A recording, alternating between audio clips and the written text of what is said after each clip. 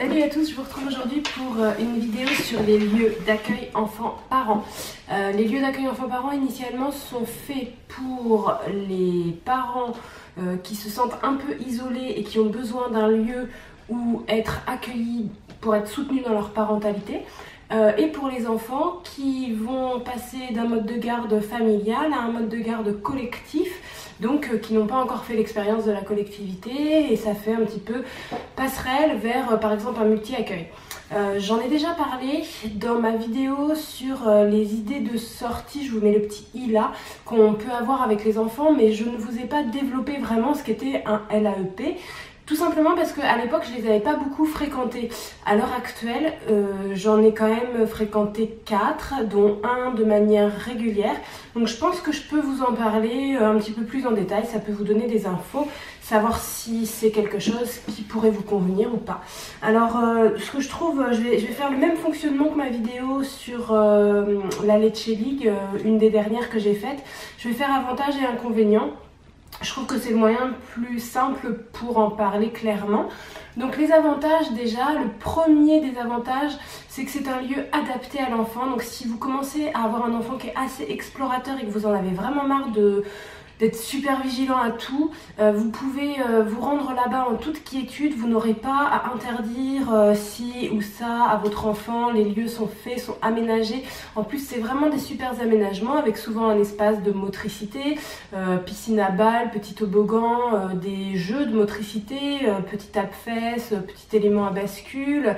Il y a aussi pour les tout petits des tapis, des jouets d'éveil, des arches, il y a pour les plus grands des jouets d'imitation, petite cuisine, petit garage, petite laverie, il y a les dinettes bien sûr, il y a pour les encore plus grands les jeux un petit peu plus manuels avec un petit peu plus les cartes, la pâte à modeler ou alors des petites choses avec des pions à déplacer. Enfin voilà, il y a vraiment un éventail, je trouve, très intéressant. Ils sont censés couvrir la période de 0 à 4 ans.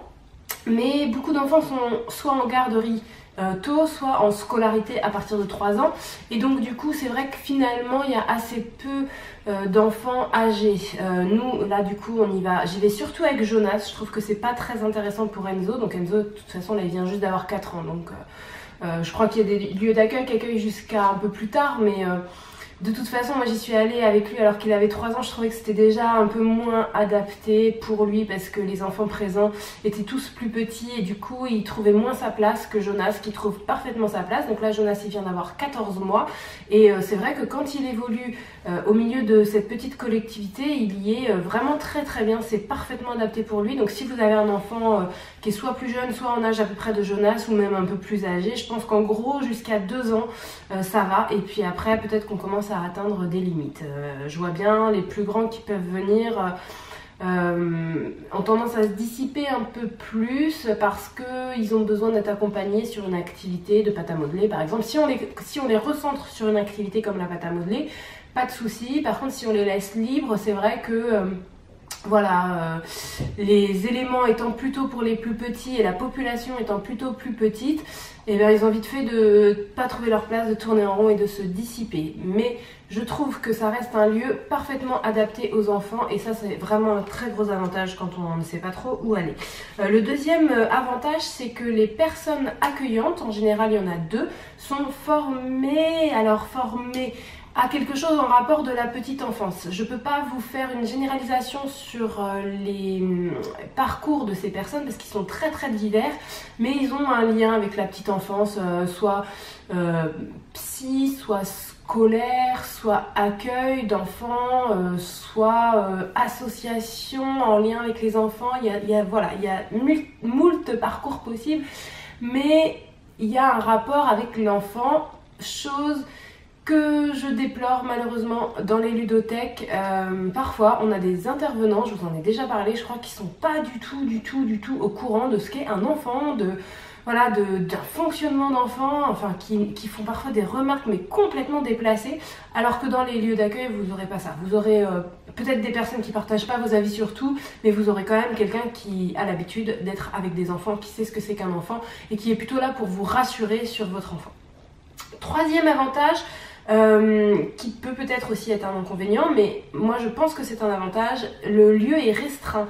C'est-à-dire que vous ne pouvez pas mettre 40 enfants dans le lieu. Par exemple, moi, celui où je vais le plus souvent, le numerus clausus c'est 12. C'est-à-dire que quand il y a 12 enfants présents, et pas 12 parents, 12 enfants, donc si une maman vient avec ses 2 enfants, ça compte bien 2. Une fois que les 12 enfants sont présents, c'est fini. Il n'y a plus d'autres enfants qui peut rentrer, à moins voilà, d'une petite exception, ou quelqu'un qui justement avait l'intention de s'en aller, qui veut bien laisser sa place, etc. Mais du coup, ça évite quand même d'avoir un environnement trop surchargé. Pour les petits, moi je pense que c'est important d'avoir un environnement assez apaisé, pas trop fouillis. Donc je trouve que c'est plutôt un avantage. Quatrième avantage, selon moi toujours, après peut-être pas pour vous, mais je trouve que c'est un lieu qui favorise vraiment la parole des mamans, dans le sens où ils demandent à ce qu'on laisse nos téléphones au vestiaire et comme on est toutes là un petit peu dans la même idée de venir pour échanger, parce que c'est un peu aussi le but du truc, du coup la parole se libère plus facilement, je trouve. Moi je suis très à l'aise en tout cas, alors après c'est vrai que j'ai pas trop de mal moi à parler avec les gens de base, mais je suis très à l'aise à parler avec les mamans, j'ai l'impression que tout le monde est à l'aise dans ça. Voilà, les accueillants essayent, si jamais ça se déclenche pas, essayent de déclencher des choses, pas forcément en posant des questions personnelles, mais en parlant de tout et de n'importe quoi, comme vous le feriez avec votre voisin que vous croisez dans le couloir, voilà. Donc la parole est assez libérée, je trouve, sachant que je vais y revenir après, mais moi je fais toujours un petit peu attention quand même à ce que je dis, mais j'y reviens plus tard. Le dernier avantage, le cinquième, c'est la gratuité. Ça c'est important je pense pour que chacun puisse y avoir accès. C'est gratuit ou alors payant d'une manière très très modérée, symbolique, type 1 euro ou laisser 50 centimes, enfin voilà, quelque chose comme ça. Donc ça je pense que c'est sympa à savoir, à vérifier quand même en fonction des lieux d'accueil, à vérifier quand même leur localisation et la façon dont vous allez vous y rendre, parce que si vous y allez en voiture, attention, il peut y avoir des fois des parcs-mètres exorbitants et il n'y a pas de convenance entre la mairie et les lieux d'accueil qui permettrait aux parents de ne pas payer le parc-mètre. Donc ça peut être un budget si on a l'intention de s'y rendre plusieurs fois, voilà.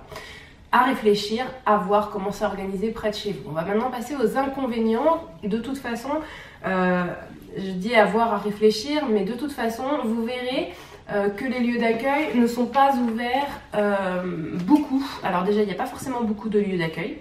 Et ils ne sont pas ouverts beaucoup, c'est-à-dire qu'ils ne vont pas être ouverts tous les jours, toute la journée. Ils vont être ouverts par exemple 2 fois dans la semaine, 2 matinées. 2 fois 2 après-midi ou quelque chose comme ça, et du coup si ça colle pas avec vos disponibilités, bah, malheureusement vous ne pourrez pas vous y rendre. Il y a parfois des lieux d'accueil qui s'organisent entre eux pour pouvoir faire des ouvertures à des jours différents, voilà, tel jour ça va être un tel jour ça va être un tel, et ça permet aux familles d'avoir toujours un point de chute, voilà, au cas où elles savent pas trop où aller. Mais c'est vrai que parfois ils s'organisent pas trop, ou parfois c'est pas, il y a que un lieu d'accueil dans votre coin, et du coup voilà, c'est un des inconvénients je pense, c'est que l'accès n'est pas si simple que ça. Il y a quand même la contrainte du jour et de l'horaire qui est très forte.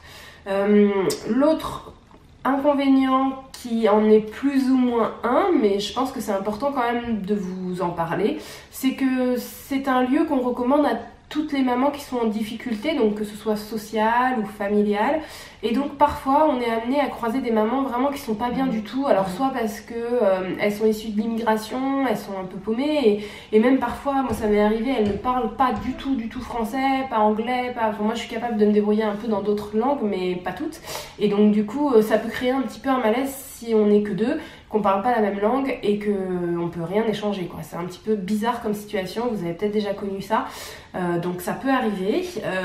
Vous pouvez aussi avoir des mamans du coup en grosse difficulté perso, quoi, avec par exemple une séparation, un burn-out, et elles ont tout à fait leur place aussi, puisque bien sûr c'est des lieux qui peuvent les soutenir, mais vous, si vous n'avez pas forcément envie de faire leur psy et que vous les entendez raconter leur misère et que vous êtes, enfin voilà, c'est un petit peu glauque des fois, un peu enfin voilà, vous n'avez pas envie de charger tout ça, enfin moi en tout cas j'ai pas forcément envie de charger tout ça, c'est pas pour ça que j'y vais.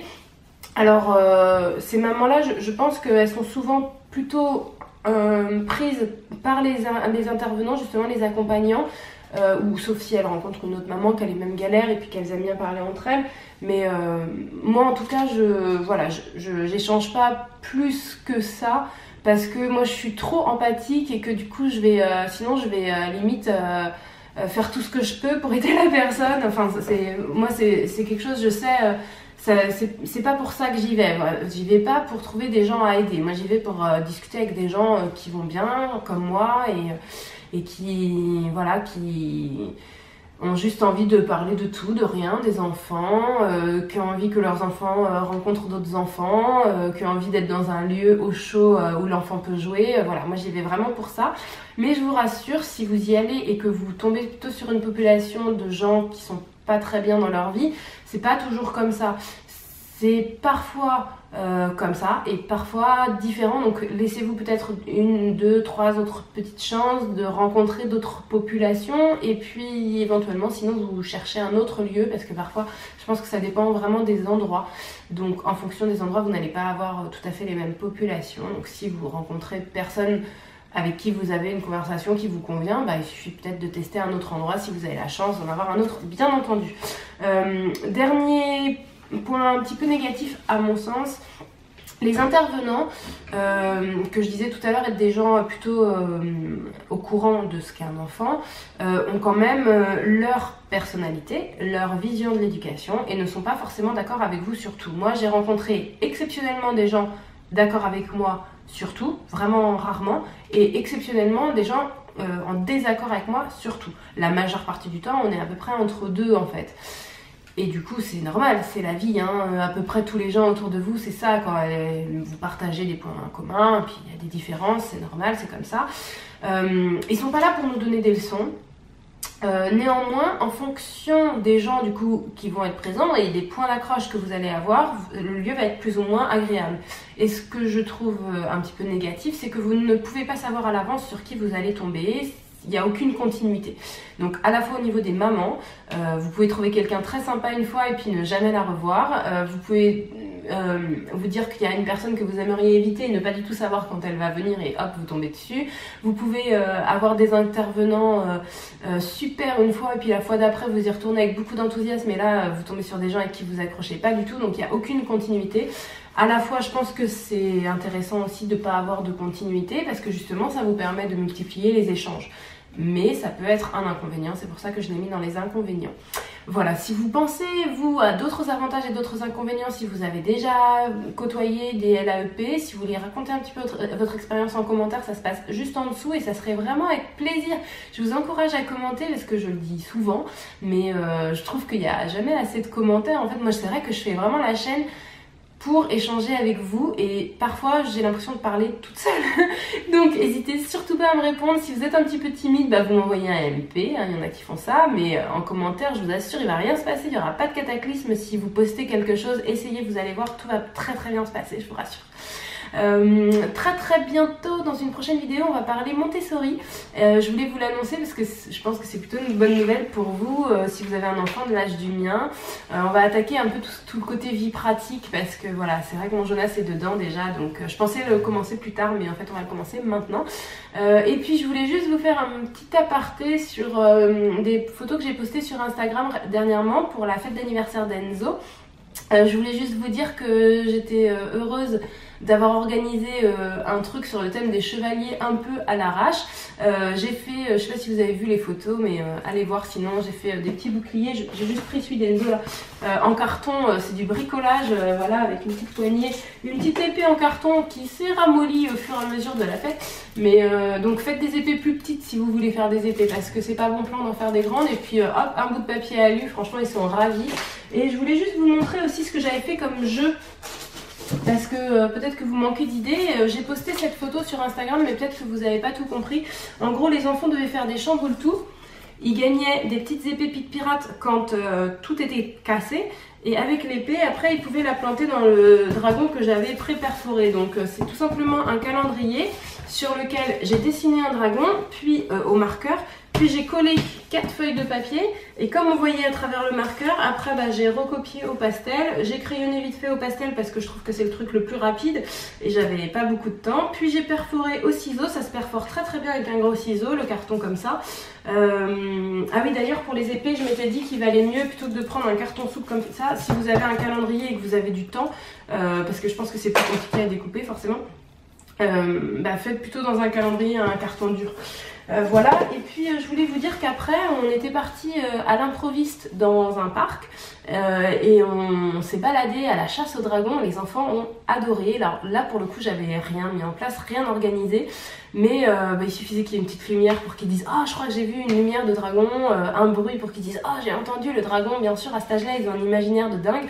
Donc c'était très très amusant de partir avec leurs boucliers, leurs épées. En plus ils étaient vraiment à fond, ils couraient, ils sautaient, ils interpellaient les gens pour dire est-ce que vous avez vu un dragon. Les gens rentraient dans le jeu en voyant des enfants déguisés bien sûr et disaient oui je crois qu'il est par là. Enfin c'était vraiment super fabuleux. Donc si ça peut vous donner des idées, si vous avez des plus grands peut-être, voilà ça peut peut-être vous inspirer, je sais pas. Voilà. Puis le gâteau je l'ai trouvé sur Pinterest, je l'ai un petit peu modifié mais vous pouvez aussi le trouver dans mes images Instagram. Et a été assez facile à faire. Franchement c'est une base de gâteau au yaourt sur lequel j'ai mis un nappage, j'ai collé alors que le nappage n'était pas encore sec, j'ai posé différents gâteaux et compagnie. Vous regardez la photo, vous comprendrez. Ça s'est bien solidifié, après tout ça tient très très bien. Franchement c'est vraiment c'est la première fois que je fais un truc comme ça. C'est pas un gâteau super compliqué à faire. Moi je trouve que ça vaut le coup parce que c'est en investissement temps, ça vaut le coup par rapport au rendu que ça donne derrière, ce qui est un rendu vraiment sympa par rapport au temps qu'on y passe qui est assez court finalement. Voilà, c'était un petit aparté qui n'a rien à voir avec le sujet de la vidéo, mais je voulais vous le faire parce que ça m'a vraiment enthousiasmé cette fête, donc je voulais vous en parler. Je vous dis à très vite du coup pour soit la vidéo Montessori, soit la prochaine, soit celle d'après. Enfin de toute façon je vous dis à très vite pour une prochaine vidéo.